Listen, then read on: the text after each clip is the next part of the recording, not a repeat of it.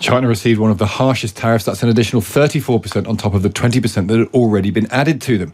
Victor Gao is the Vice President of Centre for China and Globalisation, who joins us now to reflect on what it means for China. Victor, good morning to you.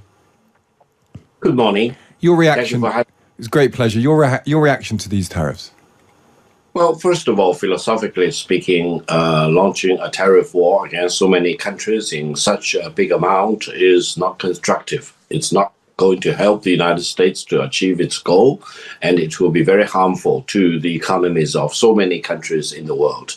Secondly, this is probably the largest scale of tariff war for the past 100 years. It's very much unprecedented, and it will be very much damaging to the global economy, most likely pushing the global economy and economy of many countries into big recession. China will do two things. One is to stand firm and retaliate, even though I've noticed that the total amount of Chinese announced retaliation is much smaller than the total amount and the percentage of the tariffs imposed by the United States. Secondly, China has already started negotiating with the WTO, try to get its message across. And this is not only for China's sake, it's also for so many other countries being negatively impacted by this tariff war. So I think it is war. It is very destructive, not constructive at all. And I hope President Trump and people around him will soon recognize that it's not going to help whatever goal the United States is aiming at.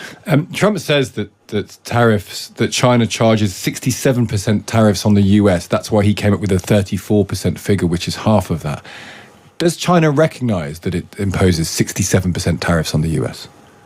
Absolutely not. I think either President Trump himself or some key member of his inner circle got everything completely wrong. I think the way they calculated the tariffs other countries are charging the United States is wrong, and it is very much flawed, and it is very dangerous that the top leadership of the United States will come up with such clumsy mathematics or arithmetics, which should be shocking to start with.